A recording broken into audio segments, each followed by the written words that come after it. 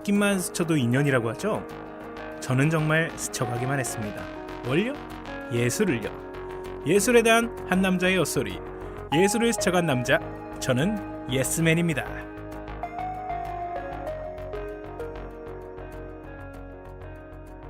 안녕하세요. 반갑습니다. 예스맨 김혁입니다. 4화가 드디어 시작이 됐네요.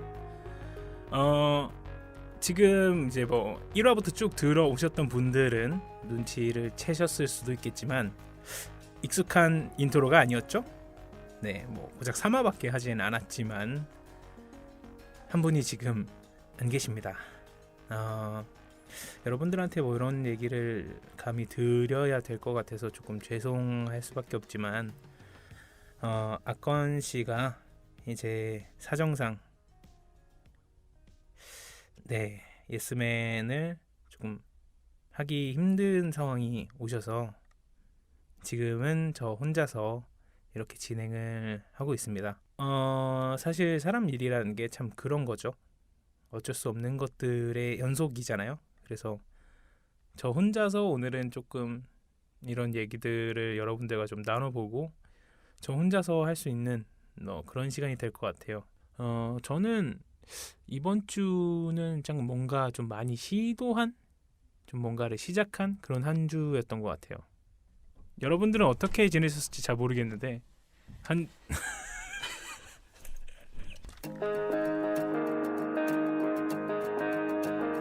옷깃만 스쳐도 인연이라고 하죠. 저희는 정말 스쳐가기만 했습니다. 뭘요? 예술을요. 예술에 대한 두 남자의 헛소리. 예술을 스쳐간 남자들, 저희는 저희는 예스맨입니다.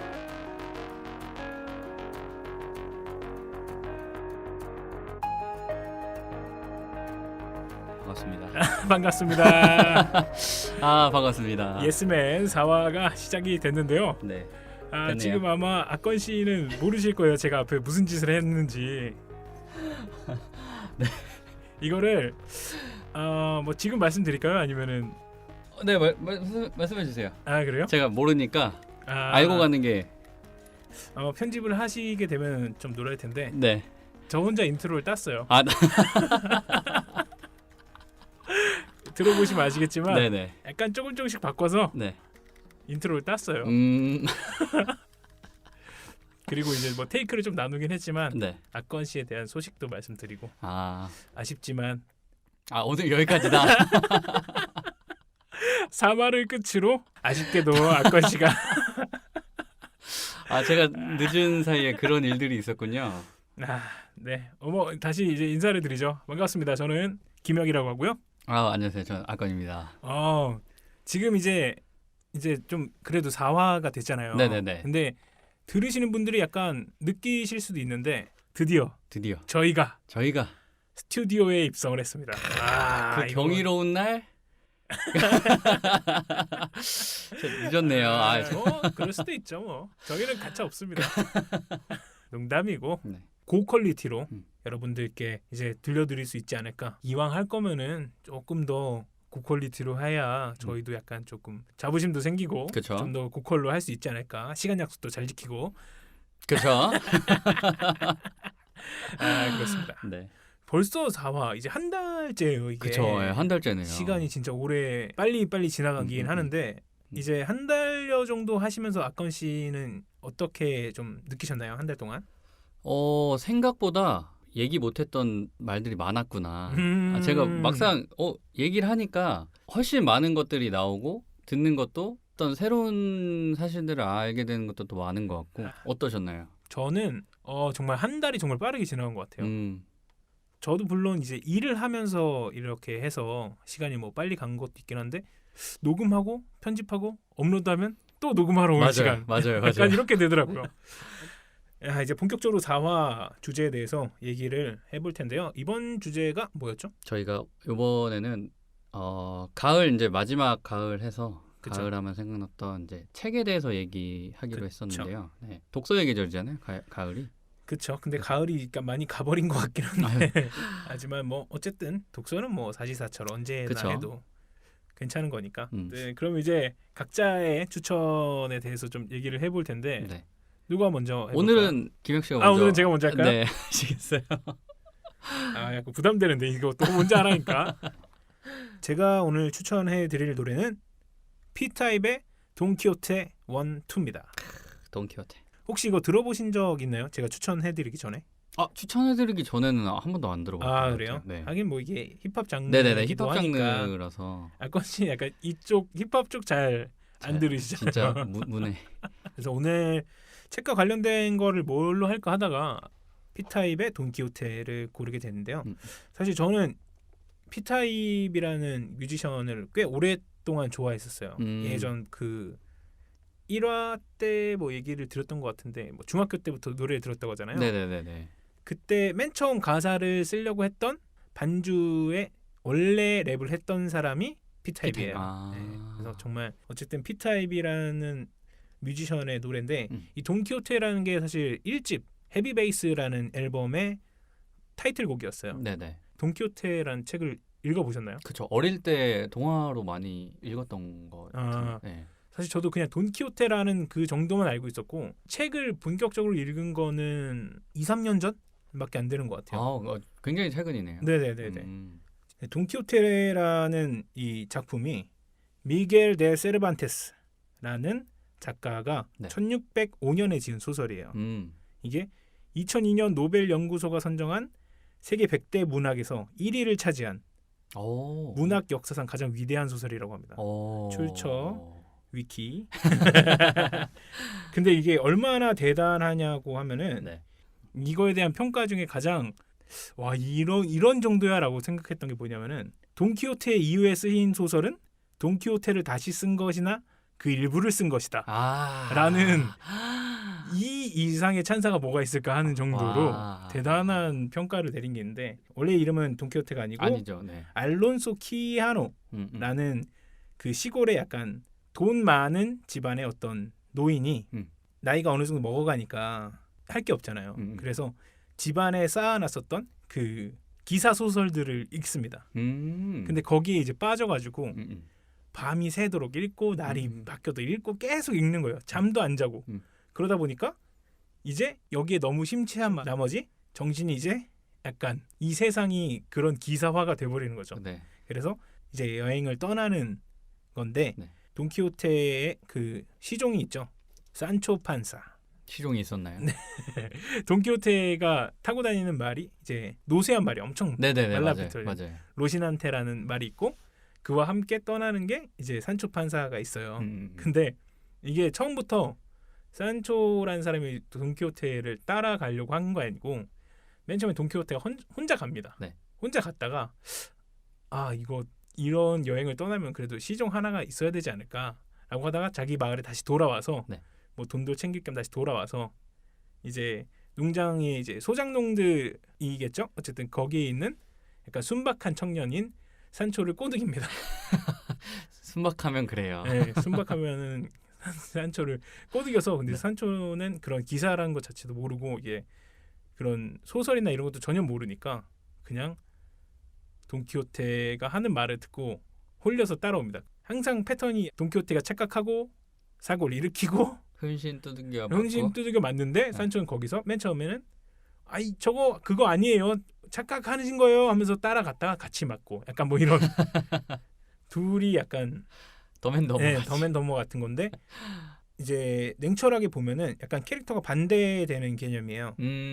그 이제 돈키호테라는 사람은 완전 이상적이고 꿈밖에 안 보는 사람이고 이제 산초라는 사람은 많이 현실적인 그런 사람이 같이 여행을 다니면서 이제 점점 조금씩 동화되는 약간 뭐 그런 얘기인데 근데 이제 그냥 대부분 아시는 분들이 돈키호테가 정말 이 어떻게 보면 아까 말씀하셨던 것처럼 미치광이라고 얘기하시는 분들이 있는데 저는 이게 읽다 보니까 저 혼자 느낀 생각일 수도 있는데 미친 게 아니라 미친 척을 한 게 아닐까. 그러니까 미친 척이라고 하면 약간 좀 어폐가 다를 수도 있는데 그러니까 자기의 현실을 알면서도 환상을 택한 게 아닐까 하는 게 있어요. 그리고 산초 역시도 뭐 순진하고 약간 바보 같다 약간 이런 얘기를 하는데 마냥 그렇게 순진한 것만은 아니지 않을까 하는 생각이 들었던 게 기사들은 항상 자기가 흠모하는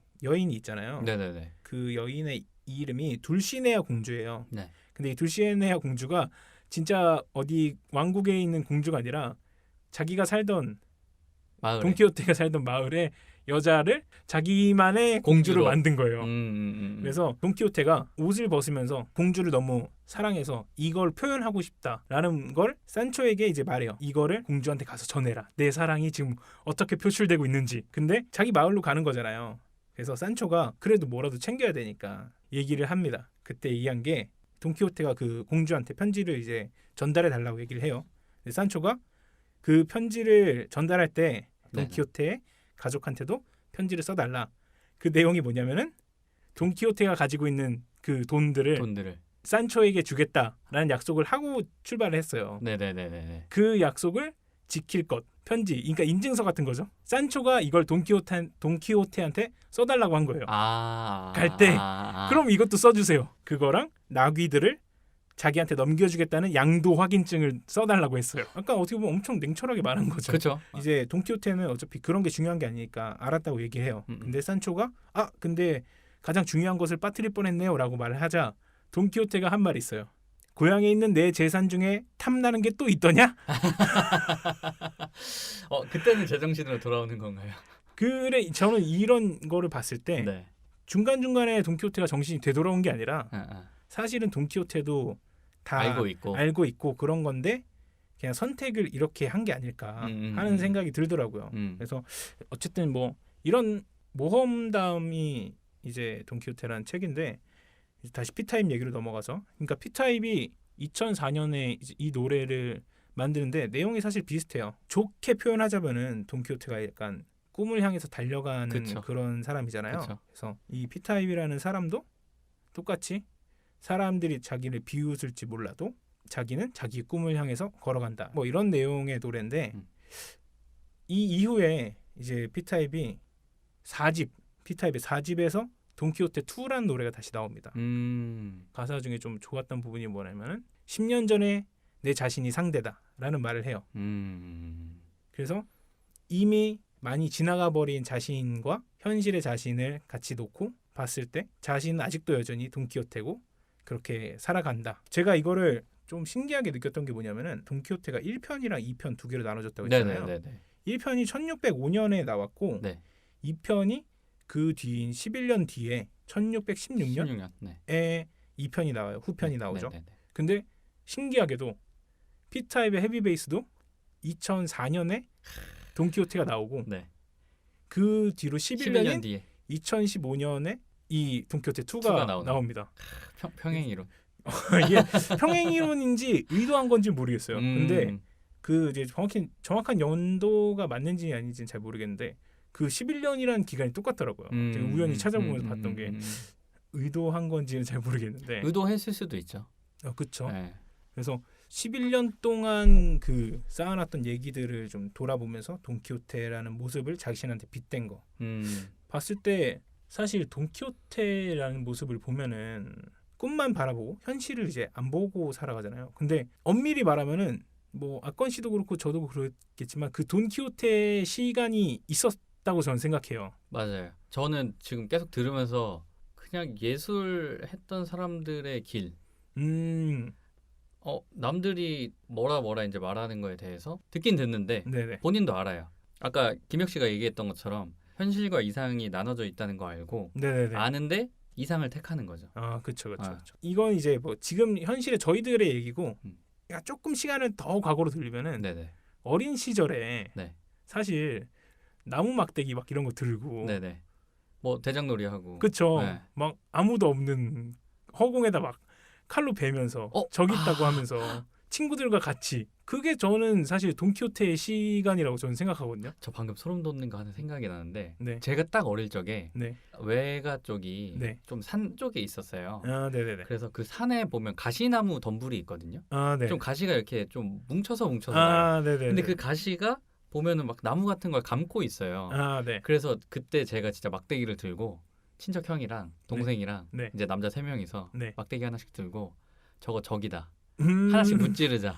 그리고 진짜 휘두르고. 그렇죠. 너무 통쾌하게 그렇게 놀았거든요. 그렇죠. 와, 그게 많은 그 어린 시절의 사람들은 분명히 이 돈키호테의 시간을 가졌을 거고 음. 사람들이 막 멀리서 보면 야, 저 뭐 하는 거야? 라고 할 수 있을 거 아니에요. 그쵸. 딱 저는 그때가 돈키호테랑 딱 맞는 시간인 것 같아요. P타입 얘기를 잠시 다시 꺼내자면은 제가 들었을 때 느낌은 이 돈키호테 1, 돈키호테 2 이게 지금까지 저희가 얘기한 돈키호테의 시간을 겪고 나서의 돈키호테 그리고 그 돈키호테의 시간을 겪고 있는 돈키호테가 이 메인 테마지 않았을까 하는 생각이 들어요. 왜냐면은 그 돈키호테 1 같은 경우에서는 정말 여행을 떠나는 나그네의 느낌이라면은 2 같은 경우는 시간이 지나고 앉아서 좀 시간을 약간 다시 돌아보는 맨 마지막에 그 가사가 나오는 게 매일마다 악마가 나에게 속삭여 오늘이 네 마지막 날이야. 근데 피탑이 맨 마지막에 그래 하지만 오늘은 아니야 라고 말하는 게 있거든요. 멋있네. 그렇게 항상 그 매일마다 속삭인다는 거는 항상 그 세월이든 시간이든 세상이든 뭔가가 계속 알려주려고 하는데 자기 자신이 부정하는 거잖아요. 맞아요. 조금이라도 이 시간을 늘리고 싶어하는 느낌. 네네네. 그래서 돈키호테라고 이름을 다시 지었던 것 같아요. 제가 보기에는 이 돈키호테 2가 돈키호테의 삶에 대해서 네. 김혁 씨가 평가하기엔 그럼 어떤 것 같아요? 그러니까 옛날 같은 경우는 나도 저렇게 할 수 있어라고 얘기했을 것 같아요. 요즘에는 거기에 이제 의문형이 붙는 거죠. 저렇게 살 수 있을까? 그게 그러니까 저는 지금 생각한 게 저도 이제 저는 돈키호테에 대해서 이제 잘은 몰랐지만 네. 오늘 얘기하시는 거 딱 들어보니까 진짜로 이상향에 닿아서 꿈을 쫓는 사람 같이 느껴져서 그렇죠. 저도 조금 생각을 해봤거든요. 작가나 뭔가 예술을 하는 사람들이 가져야 되는 정신. 그렇죠, 그렇죠. 돈키호테가 딱 그런 거에 부합하는 좀 단적인 인물이지 않을까. 그렇죠. 남의 눈치를 보지 않는 사람.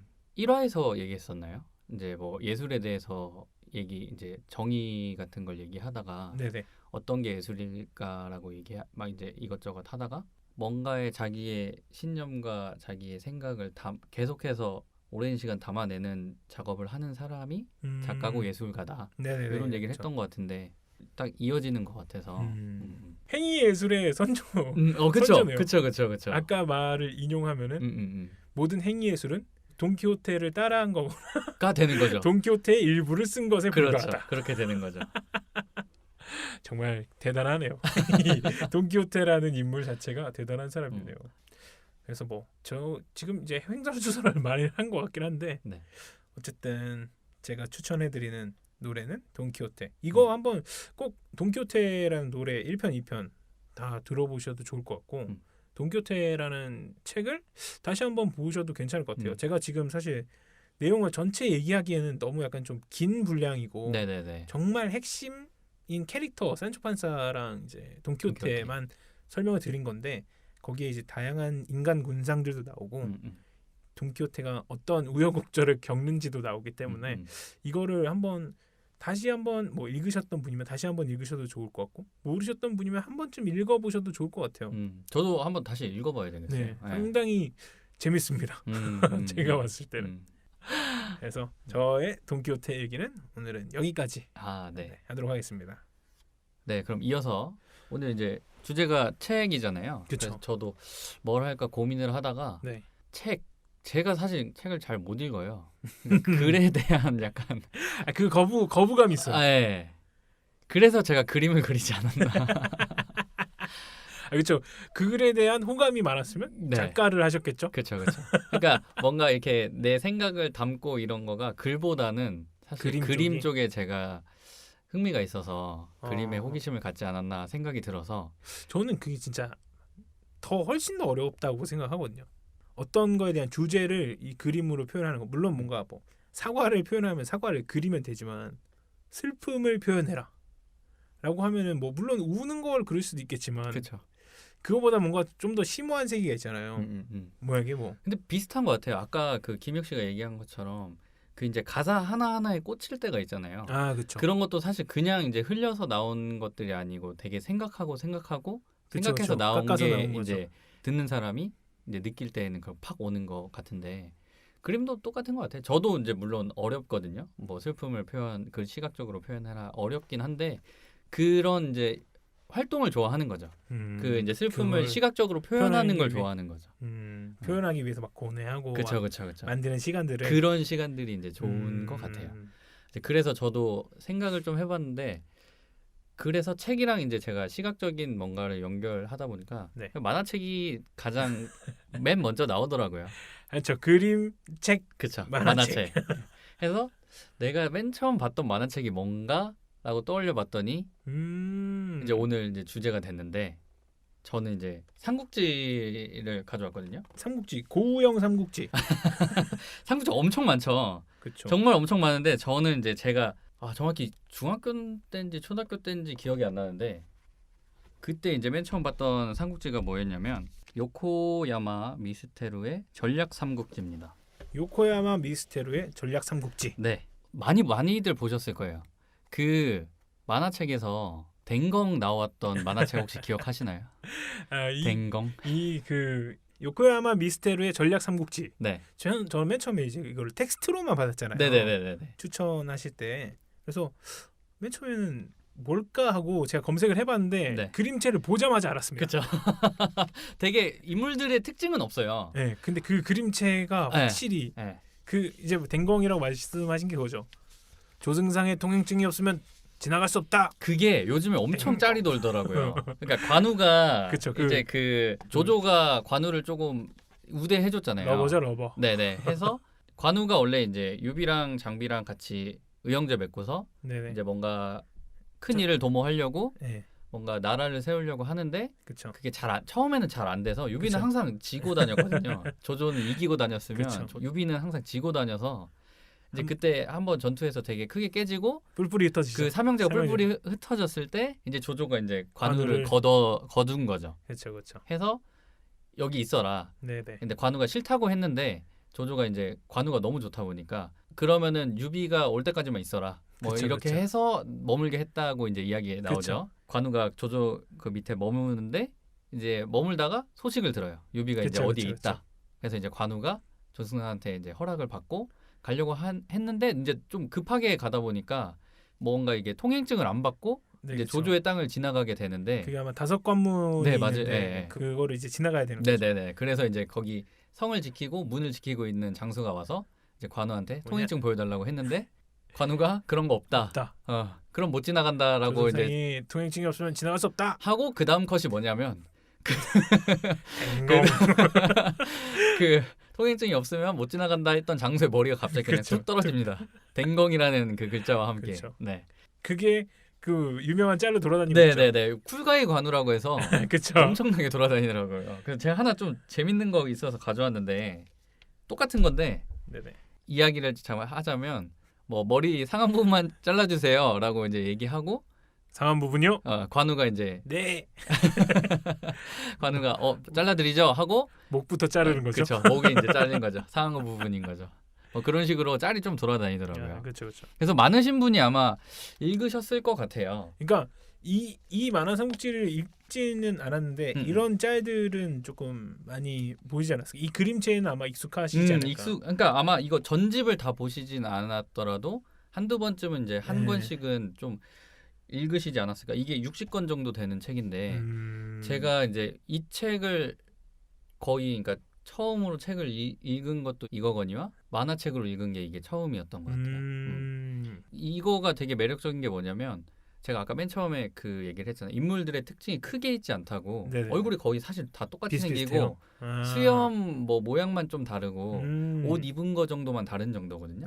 그렇죠. 근데 이거에 제가 왜 빠졌나라고 생각을 해봤더니 스토리에 그러니까 집중을 한 거예요.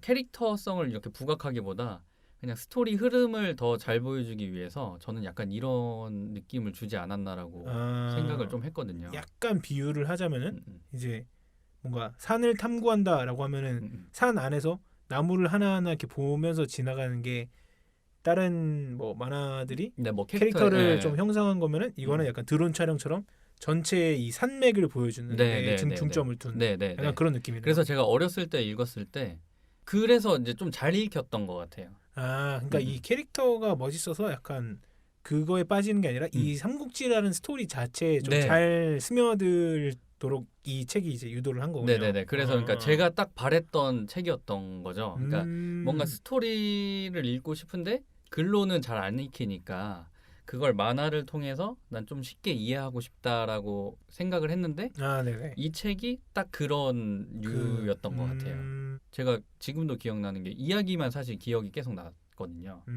이 캐릭터들의 얼굴이 기억나는 게 아니라. 그 어떻게 보면 엄청난 교육 만화인 거네요. 네, 그래서 사실 이거는 좀 추천해주고 싶은 책인 것 같아요. 네. 그렇죠. 삼국지를 3번 이상 읽지 않은 사람과는 대화를 하지 말라라는 네. 명언인데 네. 저는 삼국지 다 만화책으로 약간 막 그 대부분 그래요. 그쵸. 네, 대부분 삼국지를 왜냐면은 만화책으로. 너무 이야기 자체가 방대하고 맞아요. 그래서 사실 이게 또 삼국지가 누가 썼냐에 따라서도 그 스토리랑 결이 좀 조금 다르다고 달라요. 하더라고요. 네. 그리고 만화책 같은 경우는 그걸 많이 축약한 것도 있고 그렇죠. 그래서 요코야마 미스테루의 삼국지를 읽진 않았지만 이 만화 삼국지를 통해서 약간 전체적인 흐름 같은 거는 본 것 같아요. 그리고 이제 보통 게임 그렇죠. 보통 이제 게임 삼국지 뭐 이런 게임 거. 하면 뭐 관우나 뭐 여포를 고르죠. 무력이 센 게 짱이죠. 무력팩. 그렇죠. 무력 센 게 짱이죠. 제갈량 지력팩 뭐 이런 거. 그렇죠. 이거를 하나 가져왔고 네네. 또 하나는 이 시기 말고 이제 이거는 좀 고등학교 때 읽었던 또 만화책인데 좀 더 후에. 그렇죠. 네. 이거는 이제 삼국지 같은 경우에는 제가 좀 초등학교 때였던 것 같아요. 이제 그 처음으로 읽었던 만화책이면 그 사이사이에 이제 책방에서 이제 저희가 의뢰 아는 만화책들을 많이 봤었고 그 중간중간에는 그러다가 고등학교 때 또 약간 요거랑 비슷한 느낌의 책을 읽었는데 그거는 사토나카 마치코의 만화 그리스 신화. 사토나카 마츠코의 만화 그리스 신화. 네. 대부분 아마 만화 그리스 신화 하시면은 올림푸스 가디언. 그죠. 어둠이 그 G.O.D가 노래 불렀죠. 맞아요. 자 지금부터 SBS죠. 네. SBS에서 방영했었던 것 같은데. 올림푸스에 막. 맞아요. 옛날 생각나네요. 그 만화책이 이제 원작으로 됐던 거는 호은영 작가님이라고 이제 한국 작가분이 네. 가나 출판사라는 곳에서 이제 냈던 책을 기초로 해서 이제 그 올림푸스 가디언 애니메이션이 나온 거죠? 만든 거고 제가 지금 소개해드리는 거는 대부분 사람들이 알고 있는 그런 좀 화려한 또 캐릭터가 아니라 네. 여기도 조금 밍숭맹숭한 캐릭터들이 나오구나 하고 스토리에 집중이 돼 있는. 그런. 근데 이거를 제가 좀 왜 집중 있게 봤었냐면 네. 사실 조금 그리스 로마 신화 같은 경우에는 조금 야한 거가 좀 많이 나오잖아요. 그렇죠. 왜냐하면 제우스가 너무 남봉꾼이어서 안 가리잖아요. 그렇죠. 뭐 딱 씨를 뿌리고 다니는데 그 이제 스토리 같은 거를 가감 없이 조금 잘 보여줬던 만화책이어서 제가 고등학교 때 조금 몰래 조금 숨어서 읽었던 것 같기도 해요. 그래서 보신 거군요. 그 시기에. 그쵸. 고등학교 그 시기에 한창 또 그 어디 있나요 책 그거? 요게 근데 잘 안 나오더라고요 자료가 찾아보니까. 네. 저는 이제 도서관에 있어서 빌려서 봤던 것 같은데 요것도 조금 스토리를 이해하는데 좀 좋았던 책이었던 것 같아요. 인물 이제 제가 처음에 말씀드렸던 이제 그 만화 그리스 로마 신화 같은 경우에는 그림체가 화려해요. 그 한국에서 나온 책은 네네. 올림푸스 가디언. 네네네. 그 되게 보면 되게 예쁘고 그쵸. 잘생기고 그쵸. 또 근육도 엄청 막 식스팩이 다 보인 상태로 있는 그쵸. 그런 게 많은데 그거를 보면 사실 좀 인물에 집중하게 되고 오히려 캐릭터 하나를 좀 좋아하는 성향이 생기거든요. 그쵸. 약간 네. 그 유명한 거 있죠. 디오니소스. 좀 짤 있죠. 그거. 네, 그거 늦어서 죄송합니다, 디오니소스님. 분위기 망쳤으니 책임져. 자우지장지지 그 이제 하프인가 그걸로 쫙. 네, 하프로 그 일렉을 자우지장지지 우후 막 춤추고. 네, 맞아요. 그거. 네. 그게 올림푸스 가디언이죠. 그죠.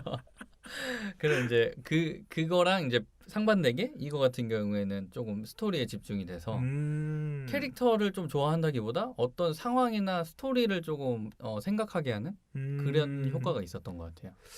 확실히 근데 약간 그림 그리는 사람들으로서의 약간 마인드가 있었지 않을까 싶긴 한데요. 왜냐면은 이 스토리만 듣고 자기가 상상해서 약간 그려나가는 거를 그랬을 수도 있어요. 확실히 명확한 뭔가 이미지를 제시하는 것보다 네, 이런 스토리만 좀 파악할 수 있게 네, 그런 거를 좋아하시는 맞는 것 거일 같아요. 수도 있고 네, 있겠네요. 맞는 것 같아요. 왜냐면 글로 봤을 때는 좀 그게 힘드니까 네네. 조금의 보조지표, 가이드. 가이드를 보면서 스토리 아, 이해하면 그 안에서 좀 더 조금 분위기나 그 안에 채색이나 이런 건 머릿속에서 이제 제가 또 그리는 것 같네요. 지금 얘기하다 보니까. 좀 재밌네요.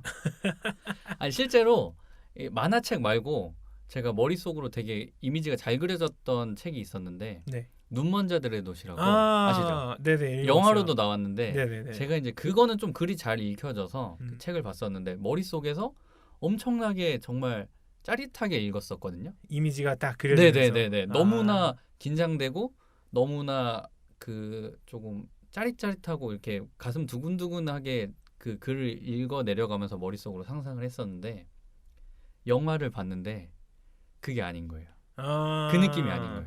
그런 말 있잖아요. 그러니까 뭐 책을 읽었을 때 그걸 원작으로 한 영화가 나왔을 때 원작은 못 따라간다. 그쵸. 네. 그러니까 제가 머릿속에서 그렸던 그 이런 연출 효과나 효과나 그림 이런 거에 비해 너무 떨어져 보이는 거죠. 그쵸. 제가 머릿속에 그렸던 건 이게 아닌데 그쵸. 그런 게 좀 있었던 것 같아요. 저도 약간 뭐 저는 영화 볼 때나 이런 건 아닌데 저는 반대로 노래를 들으면 그 노래에 관련된 약간 뮤직비디오라고 해야 되나요? 네네. 약간 이미지 같은 거를 많이 상상하면서 듣거든요. 그 뭐 효과가 됐든 뭐가 됐든 그 노래를 들으면 떠올리는 이미지나 제가 뮤직비디오를 연출한다고 생각하고 노래들을 듣는 걸 좋아해요. 그러니까 이미지화 시키는 거. 그거랑 약간 비슷한 맥락이지 않을까. 그게 그러니까 예술 활동이겠죠. 근데 그걸 이제 직접 해야. 이제 상상하고 머릿속에서 이제 저희는 예술 활동을 할 수 있잖아요. 그렇죠. 이게 어릴 때 이렇게 접했던 게 되게 중요한 것 같은 게 저는 이렇게 초등학교 때 읽고 삼국지를 지금도 사실 되게 가볍게 읽고 있거든요.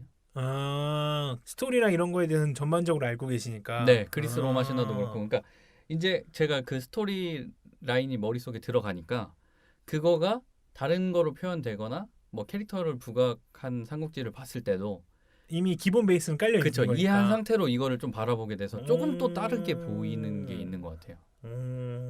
그런 효과가 있었던 느낌?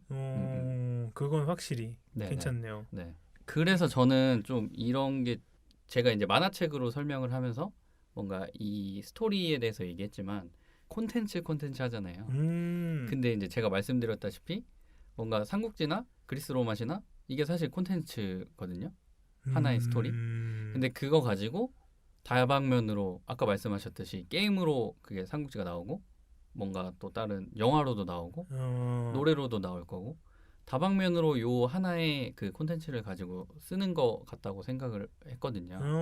그래서 원소스 멀티 유즈라고 요즘 많이 얘기하는데 뭐 이제 한 가지의 원작이 좋으면 그게 이제 다방면의 미디어나 콘텐츠로 재생산되는 그쵸. 네네. 그거 얘기 듣고 갑자기 생각난 게 네네네. SBS에서 샐러리맨 초안지라는 네. 드라마가 있었는데 맞아요. 그게 아마 초안지를 맞아요. 기반으로 그 캐릭터들 이름도 항우 뭐 그런 사람들인데 네네네. 내용은 한국 시대에서 이제 하고 회사 이야기였던. 네네네. 그렇게 생각해 보면 진짜 그 이런 원소스 멀티 유즈라는 게 이해가 되긴 하네요. 네네네. 사실 뭐 저는 돈키호테 얘기가 사실상 어떻게 보면은 그 차용만 한 거지 다른 거라고 볼 수도 있겠지만 사실 이 돈키호테라는 소스에서 자기가 그거에 빗대어서 표현을 한 거고 자기가 그렇게 돈키호테라고 생각해서 말을 하는 걸 수도 있고 그런 거 보면은 진짜 약간 고전 명작이라든가 이런 것들을 소스로 여러 가지를 해나갈 수도 있을 것 같아요.